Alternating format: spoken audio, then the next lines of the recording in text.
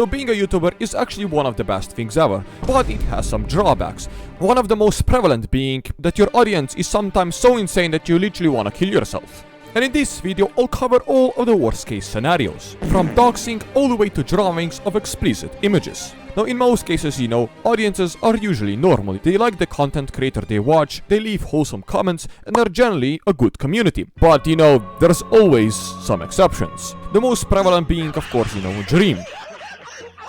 But I'll get to him in a moment, because firstly I like to share my own experiences and experiences of my friends. So basically, I found out that your content directly represents your audience. In simple words, if you make dumb content, of course a dumb audience is going to watch it. And of course doing some very idiotic shit there is going to be way more prevalent than, let's say, somebody which has a pretty chill personality. But at the grand scheme of things, the more subscribers you have, it's going to grow exponentially how insane your audience gets. One of the best examples is of course iShowSpeed. Now this really isn't in a Minecraft niche, but just look at this, okay? They literally grabbed him, tore apart his hair, and did some vile, atrocious things to him. I personally myself wouldn't say that that's, a good audience, a loving audience, an audience of people, that are actually normal. But that's the most extreme. For most content creators from the range from 10 to 100,000 subscribers, the thing you will most usually face is just online trolls, some very annoying DMs from people that literally don't wanna stop because they think they're your friends, the occasional Discord raid posting furry porn, and more or less things that aren't too serious.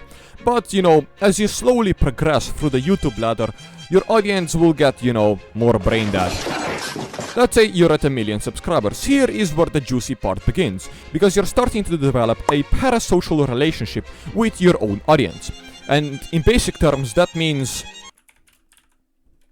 you, the person watching, develop an affection for me. You develop a sense of, friendship, that you know me. But on the other hand, I don't know who you are. I have never seen you in my life and I know nothing about you. You're a number for me. I'm sorry. I don't love you. I could tweet that I love you, but that's not true. That is what a parasocial relationship is. And in most cases, that actually isn't bad. And it's actually a good thing, because your audience loves you, your content, and your humor, which makes them want to stay and constantly keep watching your videos. But as I mentioned before, the more subscribers you get, the more intense this parasocial relationship gets. And this can literally lead people to develop stronger feelings for you. And in doing so, that specific person will try to do everything in their power to reach you. Which, being a content creator, that's kinda frightening. For example, they'll start off small. They'll just DM you saying, oh my god, you're so cute, can I have your Instagram? And then you're gonna be like, no, I don't have an Instagram. And in most cases, a normal person would stop there. But I'm not talking about normal people here, am I? So after that, they'll try to contact you in some other ways. Mails, Twitter DMs, and you block them and block them and block them. But that still isn't enough. They do everything in their power to get your recognition. They start donating on your streams. They spam your Twitch chat. And literally at some point it starts getting to your head. So you ban him. But that still sadly wasn't enough. So then that person is like, you know what I'll do? I'll fucking dox this person. So they get all of your information, your home address, and then they're like, what do I do with this? This is where usually you start shitting your pants. And for most people under 1 million subscribers, this usually won't happen, Usually. But after you reach 1 million to 10 million, let's say, this will happen a lot more. Especially if you make content with your face, and especially if you're attractive. And triple times more especially if you're a female. And what happens with these brain-dead individuals are like, oh yes, I'd have their home address. Well then, let's have some fun. So they literally do everything in their power to get to your house as fast as possible. Like, oh, come on, I have to get to this content creator's house because my pee-pee is hard. Oh. And when they get to your house, that's usually pretty fucked up and you're really scared and you wanna shit your pants. So you usually just wanna call the police. Or you can finally use the AK-47 that is stashed in your backyard. And of course there's been multiple cases of people trying to break into content creators' houses and trying to abuse them in some sexual ways. Yeah, so that's never fun. But let's say, you're actually smart and you don't expose your face and you're pretty careful on what you post on the internet. Well then, then your audience could be like, we don't know his face, so let's just imagine it and draw literal pornographic images of him. And yes, I'm referring to Dream stands which literally drew pornographic images of them, of Dream SMP members doing some explicit acts.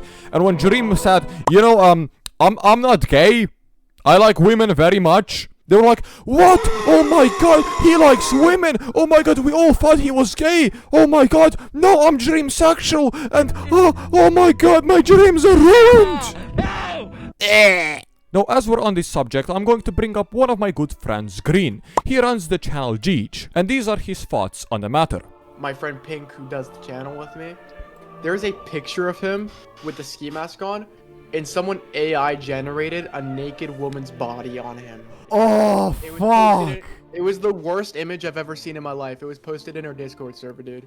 And in simple words, once you get like to a big level of being a content creator, you kinda can't have your own opinion, and you literally have to do everything that your own audience agrees with, or you know, usually woke agenda. And at the moment you start saying anything that's, you know, not deemed acceptable by society, they literally wanna burn you on a cross. Like imagine I was a Minecraft YouTuber, I had 10 million subscribers, and one day I was like, there are only 2 genders. I would most probably make headlines, I would most probably lose half of my audience, I would be pinned as a misogynist, a racist, a basically everything that ends with an ist.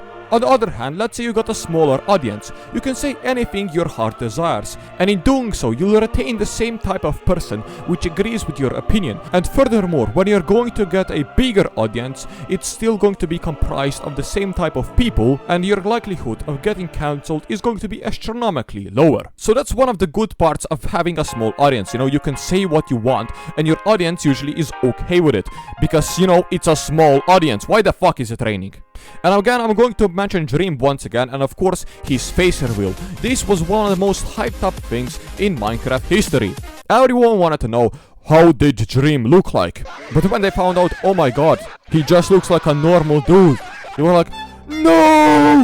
That's impossible! My dream sexuality is gone! Like, I honestly don't know how people can be this large of dumbasses. He got the biggest hate imaginable because he just posted his fucking face. You know, I don't know how to transition into this, but I wanted to say something in the lines of, when you're a hot female streamer and you have an audience of tons of sims, you having a boyfriend is one of the worst things possible, because they'll be like, what? Oh my god, I thought I was the destined one. I thought I was gonna be with her, my little princess.